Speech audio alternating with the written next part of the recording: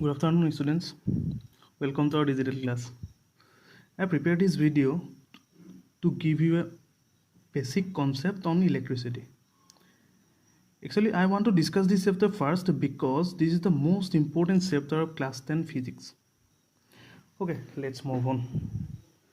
Actually, study of electricity means study of charges.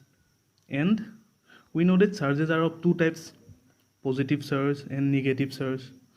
And also we know that opposite charges attract each other and like charges repel each other. Now, if the charges are at rest, then it is called static electricity.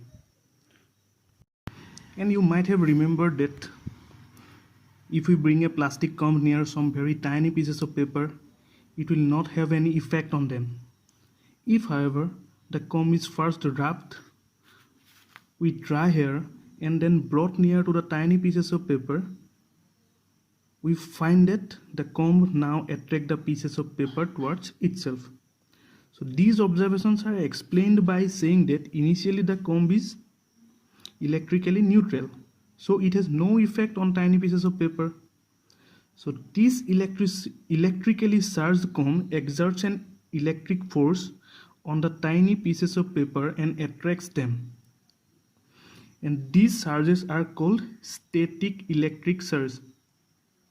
And also these types of electricity is called static electricity and or otherwise electrostatics.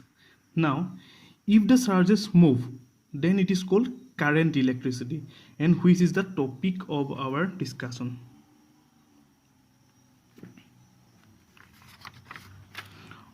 And maybe you have also learned that what are conductors and insulators, the substance who let electric charges to flow through them are called conductors.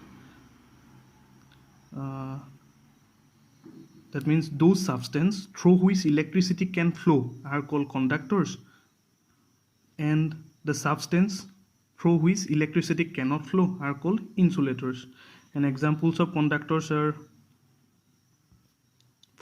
metals like iron, aluminum, etc. And examples of insulators are glass, ebonite, rubber, most plastic paper, dry wood, cotton, etc. Now, let's move on. What is electric potential? So we have already discussed that there are two types of charges, positive charge and negative charge. Now, when a small positive test charge is placed in the electric field due to another charge, it experiences a force. So, work has to be done on the positive test charge to move it against these forces of repulsion.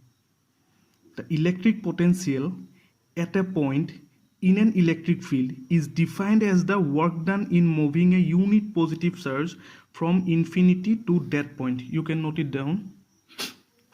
Work done in moving a unit positive charge from infinity to that point. Now, next important point is potential difference.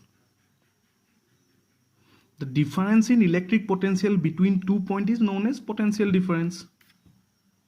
Potential difference means difference in electric potential between 2 points. That means potential difference is the amount of work done in moving unit charge from one point to the other point. Potential difference between 2 points in an electric circuit is defined as the amount of work done in moving a unit positive charge from one point to other point. That means potential difference can be calculated by work done divided by quantity of charge moved. If work done and quantity of charge of move is given, then we can calculate the potential difference between 2 points. Now there are some numericals problem related to potential difference which will be discussed later.